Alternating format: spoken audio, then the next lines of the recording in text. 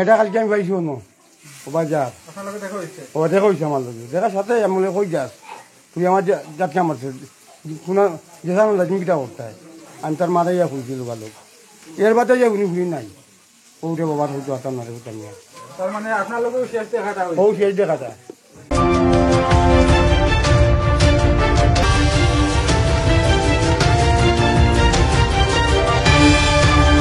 থেকে আসছি আপনার 3:30টার দিকে 3টার দিকে আসে আমার জিজ্ঞাসা করলাম আমার ওয়াইফরে বলো জান্নাত কোথায় তো বললো যে ওর কান্ট্রির বাসাতে গেছে তো ওখানে পাঠাইলাম লোক পাঠানোর পরও আমার ছেলেকে পাঠাইলাম ছোট ওজন ঘটনা কোন দিন কত তারিখ কালকে হচ্ছে আর কি কালকে 24 তারিখ বৃহস্পতিবার 24 তারিখ আপনার আনুমানিক 2:30 থেকে 3টার ভিতরে তারপরে মানে আমি ওর পাঠানোর পর ওরা মানে আর হুস পার নাই ওখানে জানাই বলে আয়াসা বললো আমাকে আমি বললাম যে ওখানে না গেলে তাহলে তুমি দেখো কোথায় আছে ওকে নিয়ে আসো ভাত খাওয়ার জন্য। আপনি কি আত্মীয় স্বজনের খোঁজ খবর নিয়েছেন? আত্মীয় স্বজন বাসায় পাঠাইছি।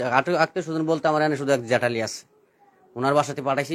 আর কোনো মানে আত্মীয় স্বজন দেশের বাড়ি কই? মূল দেশের আমার দেশের বাড়ি হলো আপনার ব্রাউনবাড়িয়া ডিস্ট্রিক্ট নবীনগর থানা। তার পরনে কি ছিল আপনার মেয়ে? সাদা জামা ছিল, সাদা সালোয়ার ছিল। কত ফুট উচ্চতা হবে? আনুমানিক 4 ফুট। এ বিষয়ে কি আপনি কোনো আইনি পদক্ষেপ নিয়েছেন? হ্যাঁ, আইনি পদক্ষেপ নিয়েছি আমি। আপনার সাধারণ ডায়েরি করেছি কোতোয়ালি থানায়। তারপর আপনার আজকে আপনি আর্মিকে আর সেনাবাহিনীকে অবগত করছি। তারপর এখানে আসছে মানে বেড়ানোর জন্য। এখানে বেড়ানোর জন্য আসছে? সে এখানে থাকে না? না, এখন বর্তমানে কিছু থাকতেছে। কয়দিন ধরে থাকে? এখানে আসছে মনে হয় 5-6 মাস হয়ে যাবে। 5-6 মাস ধরে? এর আগে কইছিল বাড়িতে, দেশের বাড়িতে খেতে থাকে? আমার বাবা আছে, মা আছে, ওদের সাথে থাকতো। দাদার বাড়ি?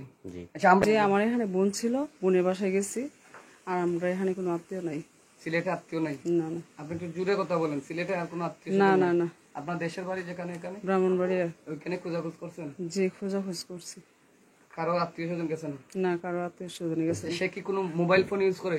না না। মোবাইল ফোন ইউজ করে না। আপনার মেয়ের নাম কি? জান্নাত। জান্নাত। পুরো নামটা কি?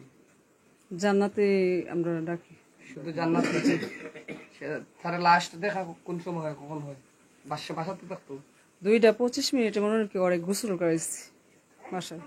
আপনি করেছেন? আমি আর আমরা বাসার 2-3 জন মানুষে মিলে ও গোসল করতে চায় না, এই জন্য গোসল করাইছি। আর খালামনির বাসায় গেছি গোসল করার পরে।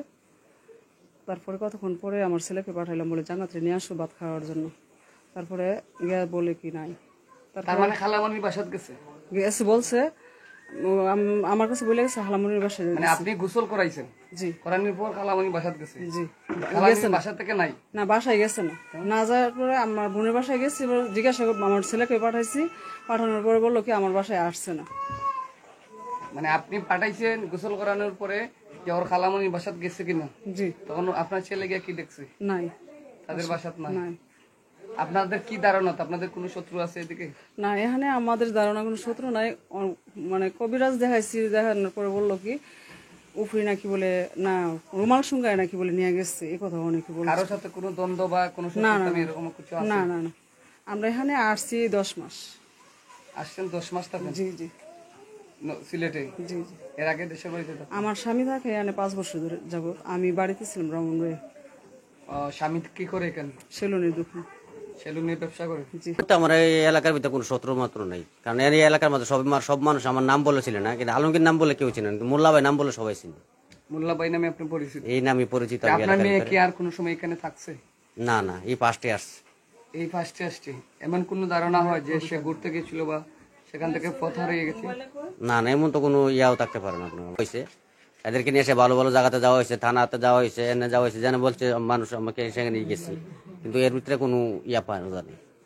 আমি খাওয়াতে ছিলাম আপনার 2:30টার সময়, তাই কাপড় মেলে তুই গেছি। এর বাদে আইসি আমি খামো আসলাম, খামটা এই শুনি তাই নাই। তারপরে আমরা খুঁজাখুঁজি গেছি আপনার হপার, কদমতলি, তার সব আপনার মারি গেছি। তার মানে আপনার লোকেও গতকাল শেষ দেখা হয়েছে? জি। তারপরে ওই ঘটনা সত্য তো? ঘটনা সত্য, ঠিক আছে।